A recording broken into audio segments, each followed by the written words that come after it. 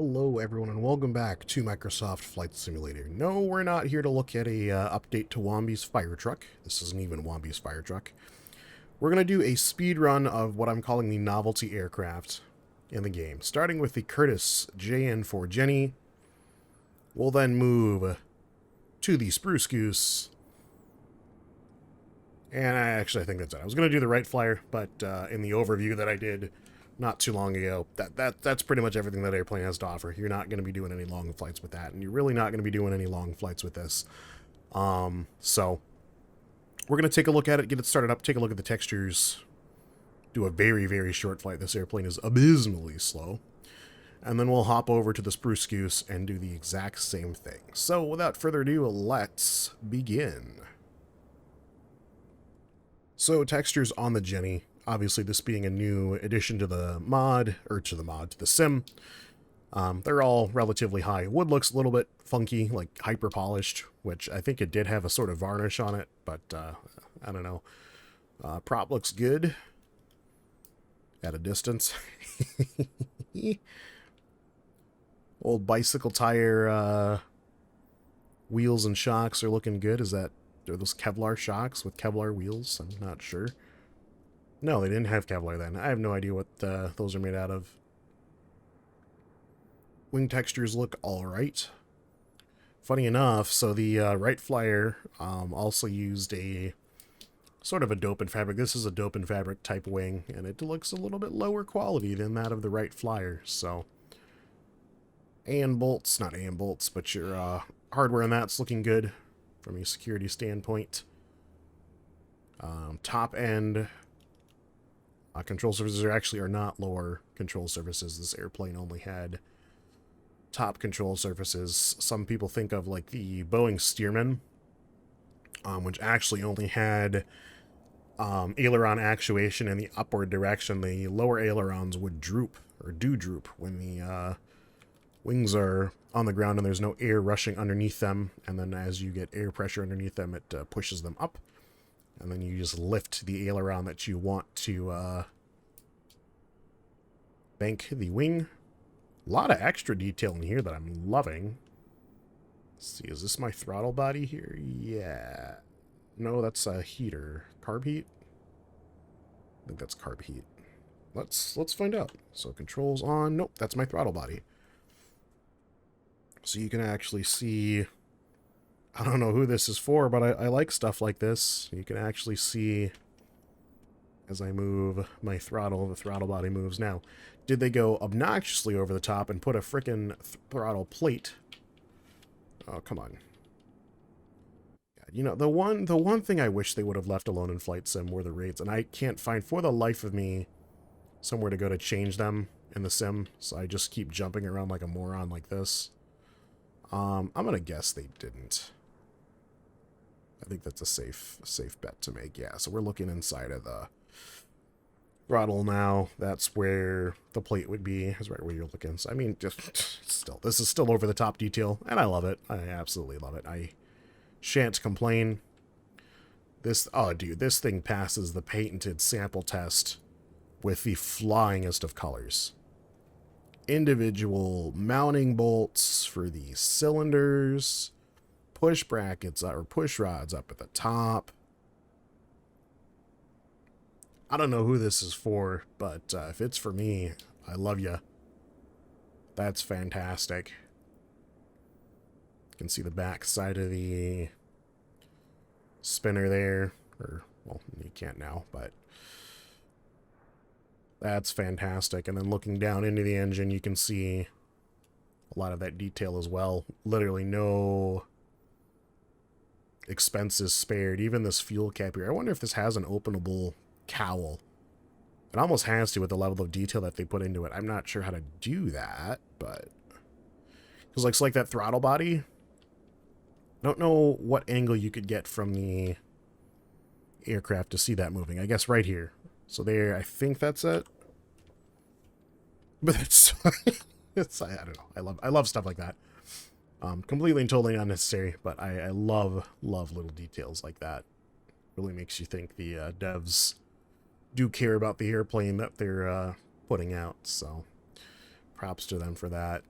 No real huge complaints on the empennage either. Obviously, you've got the drag skid on the rear, no tail wheel. And you probably noticed it already, but no brakes on this airplane, so got to be real confident in what you're doing as far as stoppage goes. We'll take a look at the cockpit next. Let me get a decent overwing view there. Cockpit is very bare bones, but very nicely made.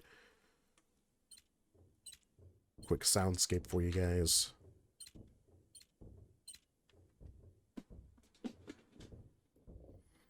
It's nothing too spectacular on the soundscape as far as the control mechanisms, but as I move my different control surfaces, you can actually see the cables attached to them move. Again, very, very, very great attention to detail. I love that sort of thing. And I'm willing to bet that those cables will actually go all the way through the airplane, and you'll actually be able to see all the cables and the bell cranks and the pulleys moving through the airplane. We're not going to sit through and do that, but I'm willing to bet that they did that. So frontal cockpit is probably equally as detailed. Missing a few features because obviously this is not where you would fly from, but you got a nice little table here with a map. You can... Oh, apparently that's where you start the airplane from. News to me. Well, she doesn't want to start. Do I need to... there is a little choke here. I think out is on. Out is on.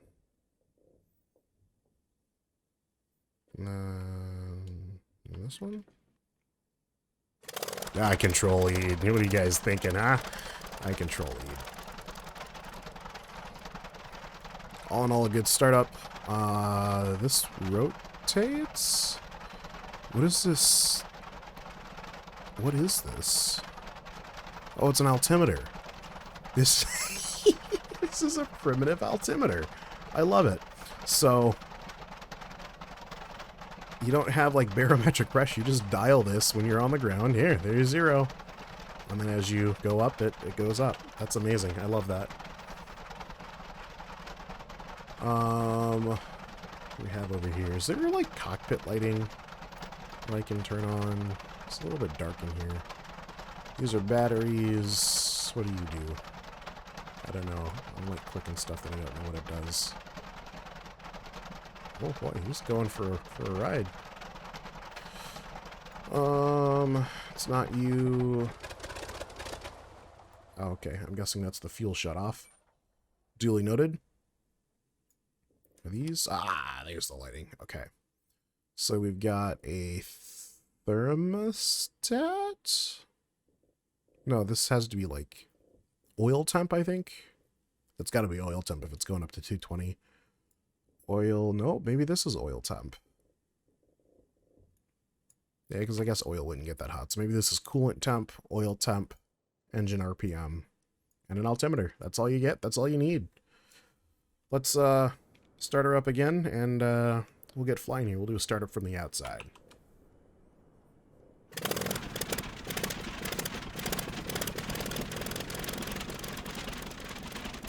I like the little push rods all moving independently. So as you throttle up here, so the push rods move faster. That's sweet. I don't have a parking brake or anything to hold us, so we're just gonna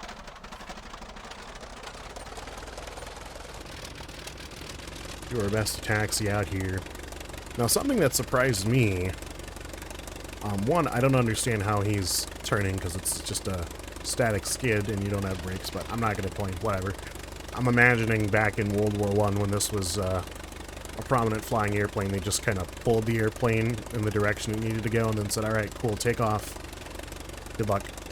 And obviously that wouldn't hold too true in today's flying world. Yep, no brakes at all, so know where you're going or else. What I was going to say is I was surprised at the distance this thing needs to take off. I assumed it being as light as it was, it would spring in the air pretty quick. Oh, come on, motor. Work with me, work with me. slightly temperamental motor. So this is a very short takeoff roll here, and we're not going to make it to the end of the runway and be in the air. So we're now full power.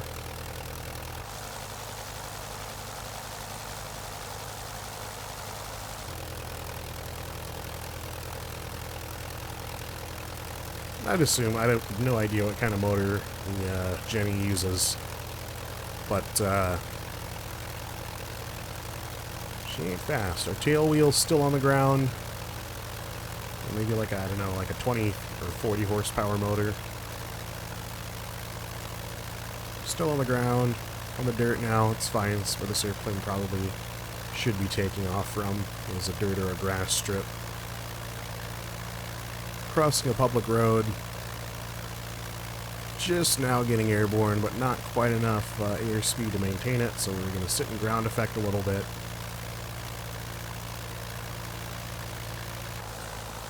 As we gain airspeed.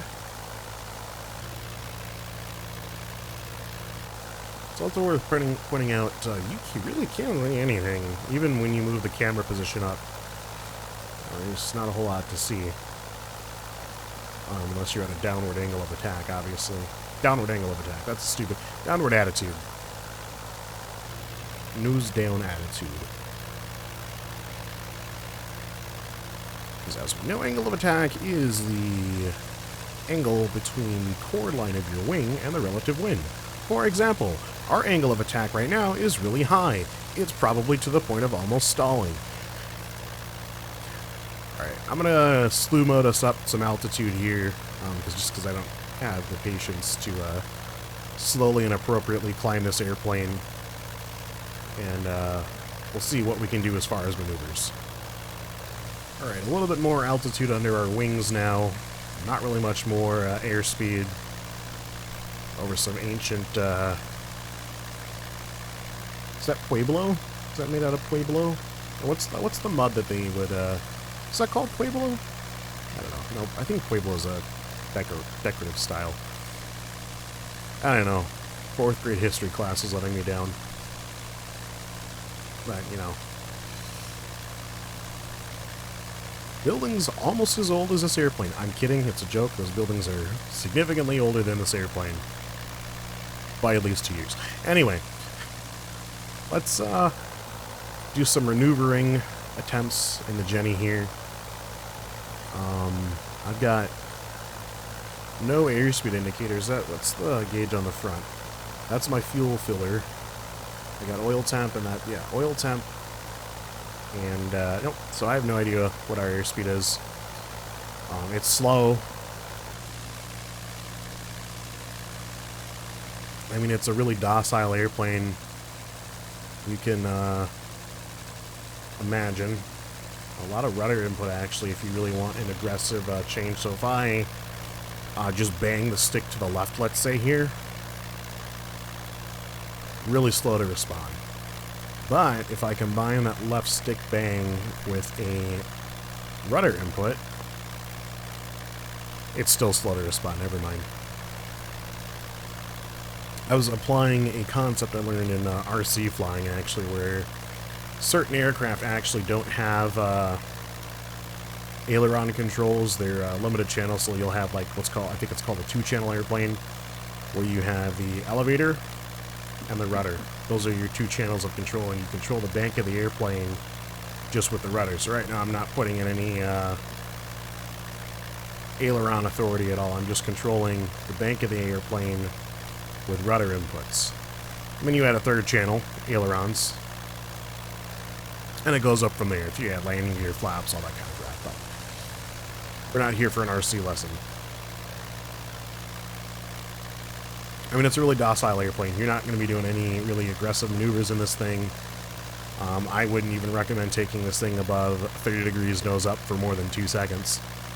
Because it just doesn't have the power to really... It barely has the power to pull itself along here. And when you do get into a stall situation, it's drastic.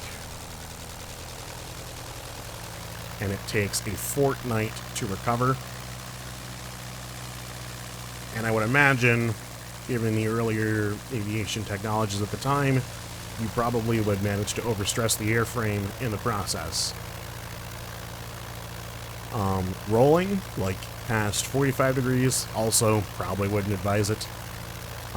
Once you get on the 90, the airplane doesn't have the, let's slew mode up here, give yourself some more altitude. Once you get past the 90, the airplane barely,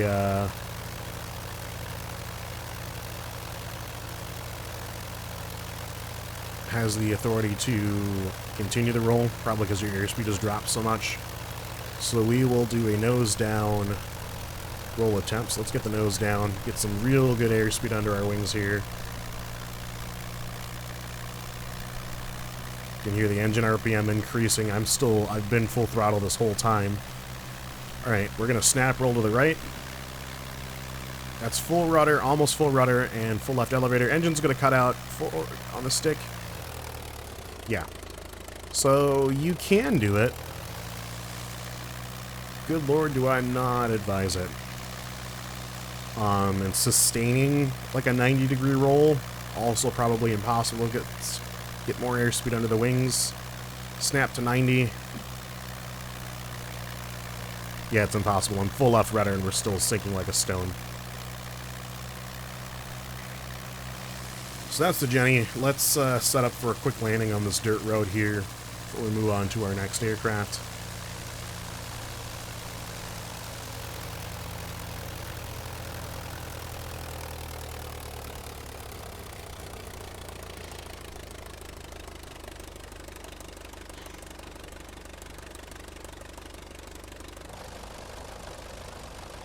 Landing from the inside? No, thank you. I literally can't see anything. I can't see anything.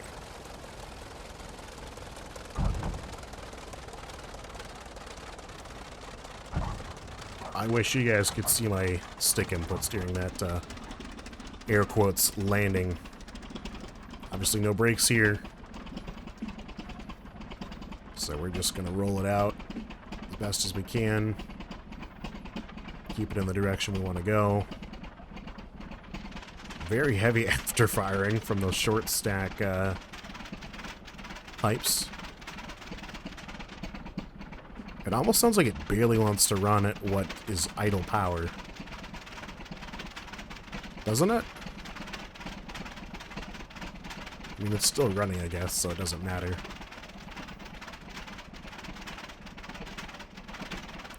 And here's the other problem. So I'm at idle power right now, but I'm on a slight, okay, we did stop. Slight slope. And, the drag friction from the tail skid was not enough, so. That is the Jenny. Let's go look at something else. So here we are with a more detailed look at the Hughes H4. Frozen. More commonly known as the Spruce Goose, which according to my EMP teacher 2 years ago, 4 years ago, more than 4, oh my god, I'm old, 6 years ago, was made of birch. Spruce Goose made of birch. This aircraft never really saw active service. I think it did one flight, and that was it. So we're gonna go ahead and fly it around today. Do a couple quick flights, or do a flight, a landing, and a takeoff. Look at our textures as before. We'll do it with the engines running, because to be honest, I can't be bothered to shut them all down and turn them all on again.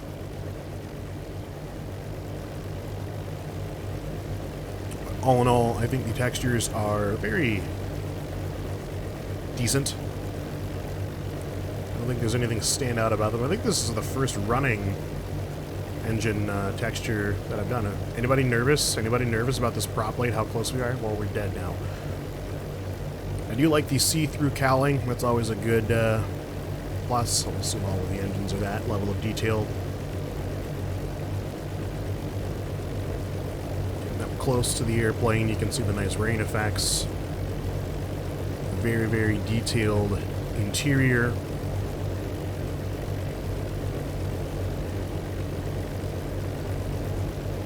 It's obviously an experimental aircraft.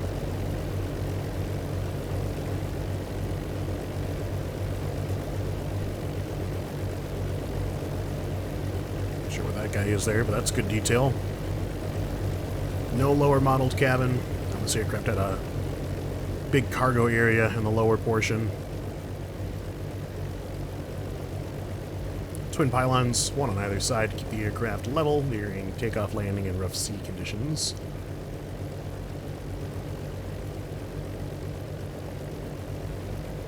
Again, not quite giving this the same detail walkthrough as I do the other aircraft on the channel. But I do think it looks adequate. Textures aren't great, but they're not bad either. I do like the added wash from the landing light here. The landing light fixture itself actually does look very good. Sorry for blinding you there. I shut off the landing light. Take a look at the texture on it. Oh, a little too far forward. All in all, decent texture.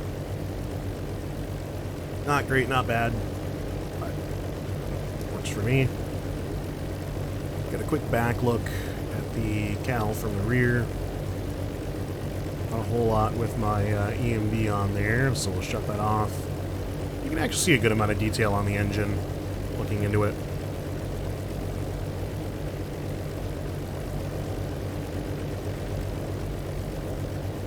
Let's turn that back on. Empennage, again, not a whole lot to report. Decent textures once you get close. Kind of fall apart. I do like the differentiation between the joining surface at the end of the dope and fabric, and then the rudder portion. That's very nice, that differentiation of material. Very good attention to detail there.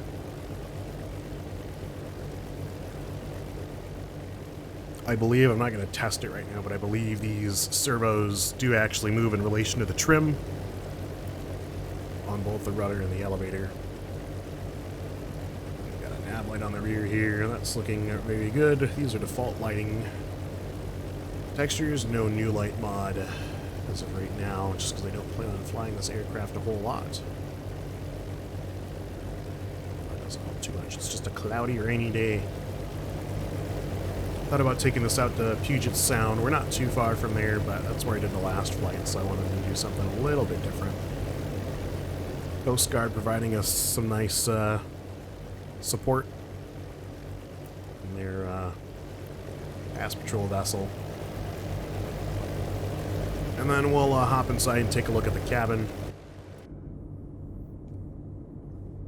All in all, I think it's a good, nicely modeled cabin. High detail, high textures on pretty much everything. I love the added detail on the little bolts here. They could have gone without that, but they opted not to. You do have a very basic EFB here that lets you do stuff like curtain adjustments, auto startup, auto shut off, electrical on off, that sort of thing.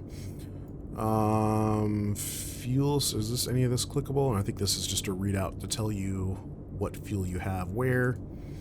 This window can crank down, which is cool. You get a little bit of added engine noise. We'll shut that though since it's raining. Very good soundscape on that. Tons of different toggleable options. I don't even know what flare selections means. Looks like I can't click that anyway though, so maybe that's something they're working on in the future.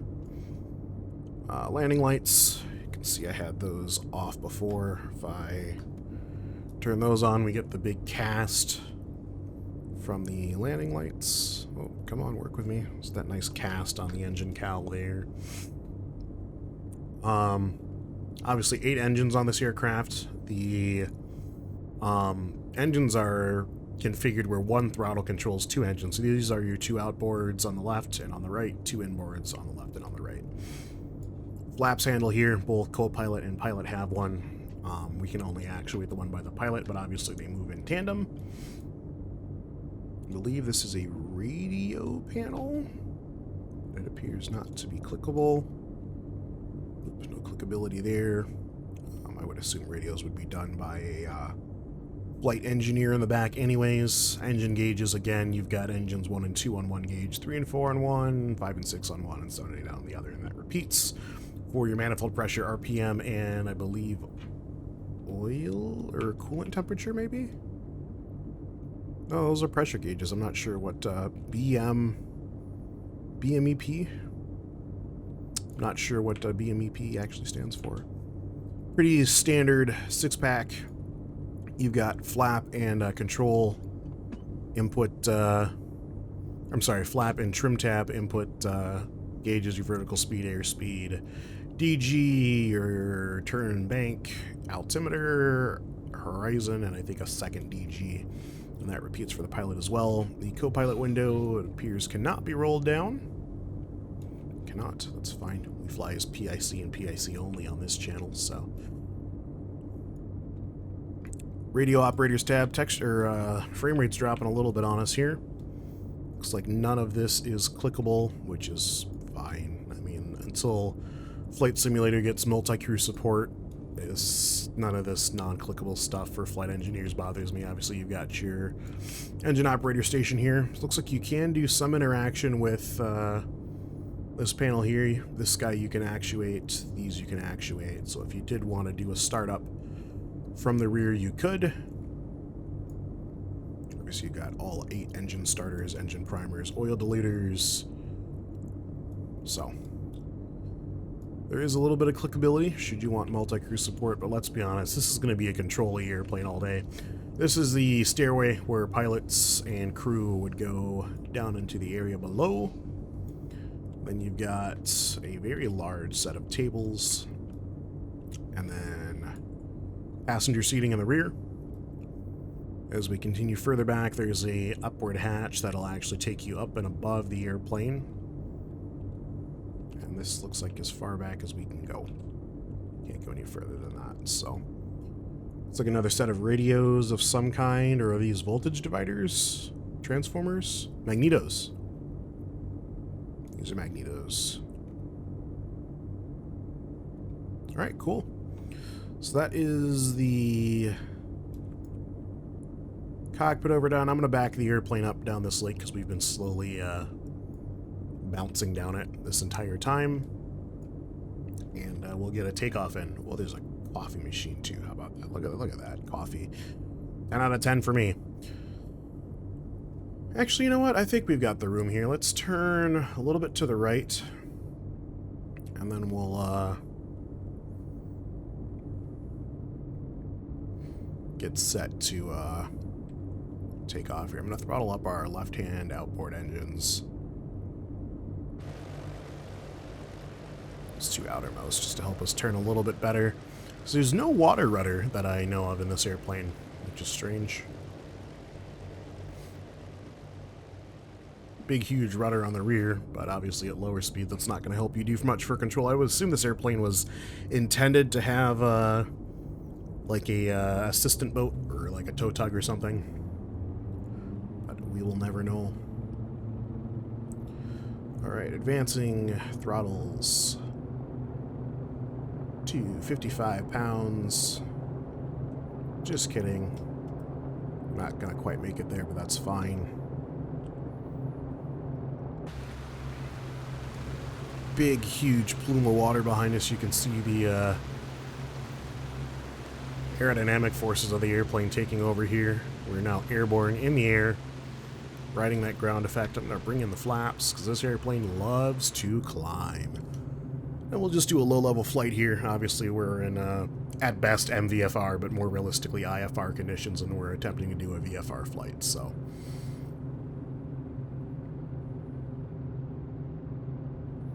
We'll bring manifold pressure back to 50.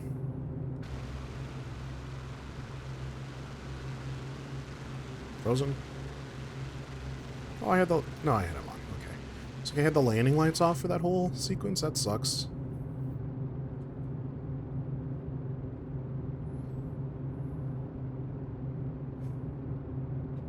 It'll be interesting to see, and maybe we'll slew up somewhere and give it a try. But it'll be interesting to see how this airplane does handle on its envelope. Or envelopes, I should say. Because obviously they never really discovered how the real aircraft did handle, because it never flew more than that one time. I think it maybe flew twice. One time seems to stick in memory. Control-wise, it's a big, heavy airplane, so I am banging my stick left and right now, and I mean, the aircraft is responding. It's just at a rate that probably wouldn't be satisfactory to most folks. We'll get turned around here because we're coming up on Renton and Seattle now. We'll get turned around here and set down as we come over that bridge. I can't see anything. Okay, so current DG. Oh yeah, that's right, you're caged.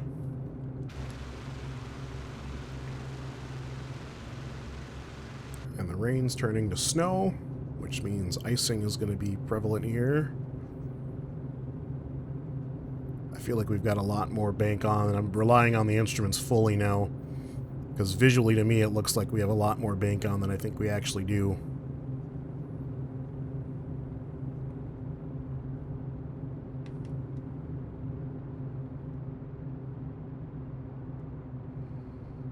Maybe we do have a lot more bank on, I can't really tell. I feel like my instruments are lying to me. Alright, idle power. As we cross 100 knots, we'll start dropping flaps.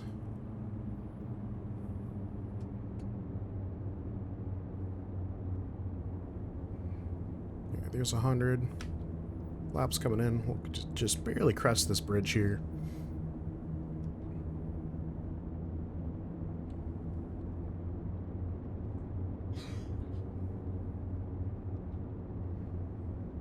The airplane gets a little unhappy right around 90-ish knots from what I remember from that flight I did before.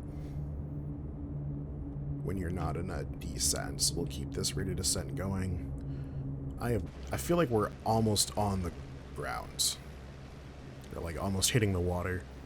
We do have a pretty steep rate of descent going. I've got no references for how high we are. I mean, look at that. How do I tell how high I am? I'm still descending. We're going to level off here, add some power.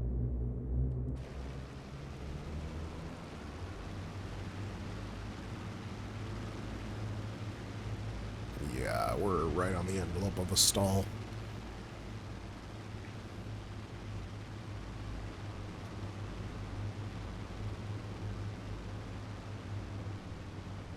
Oh, a little too heavy. Just gently bring her in. Oh, that wasn't that gentle now, was it? But nonetheless, we're on the ground. We will go ahead and I'm going to go ahead and load up another flight at altitude and see how the H4 does as far as stalling and that sort of thing goes.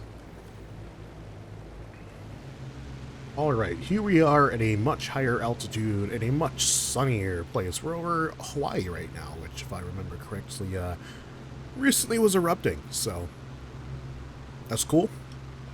But nonetheless, let's give the H4 a proper flight test on the extreme, starting with some aggressive handling inputs. So we'll go hard right aileron, hard left aileron, let it nose down for a little bit, and then sharp pull up on the yoke, followed by a swift nose over.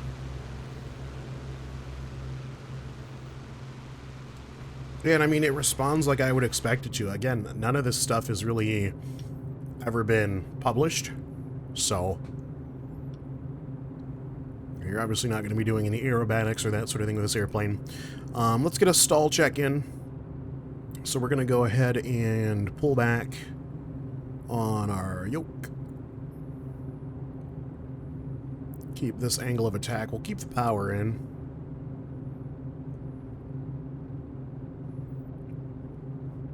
Just keeping my...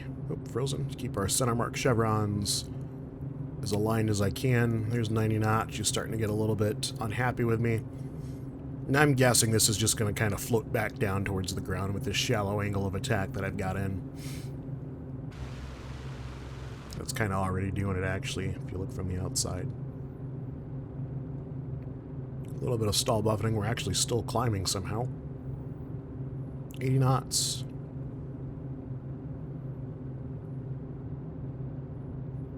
Just about done rounding out our climb. And it looks like the airplane will actually just sit at 80 knots at this angle of attack with a 150-ish foot per minute climb rate. That's not good enough for me, so we're going to nose over, get a little bit more airspeed, and then we're going to try for an extreme pull-up situation. There's 100 knots. Slowly start bringing the nose back up. We're going to go for a 2,000 foot per minute ascension rate. And we're going to hold that.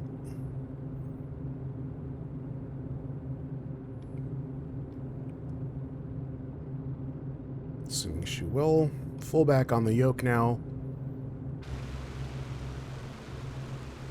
Again, she just kind of floats back down. Nose coming over. Neutral element controls. A little bit of wing dip. But as we regain airspeed, and as our elevator authority comes back to life, pulls out of it no problem, which means we need to go more extreme, so we shall do just that. We're going to stand the airplane up right on its tail. If we have the remaining air energy to do that, which we do not. So this will be a hard over rudder stall. Hard right rudder.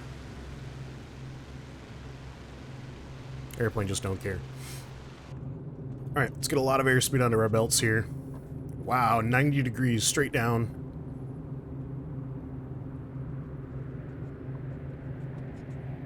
How's that for a parabolic approach?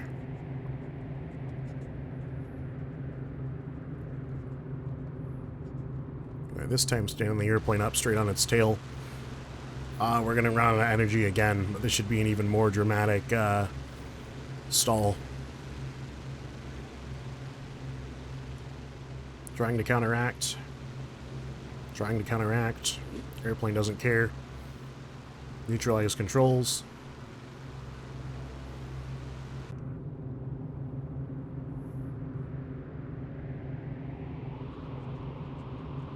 And through 180 now.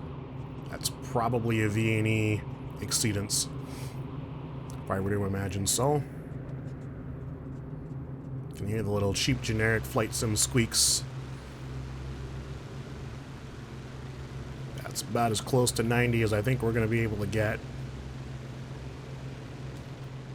Power off.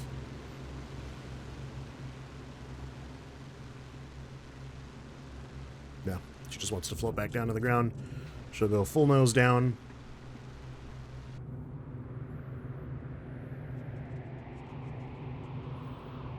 That's that. Well,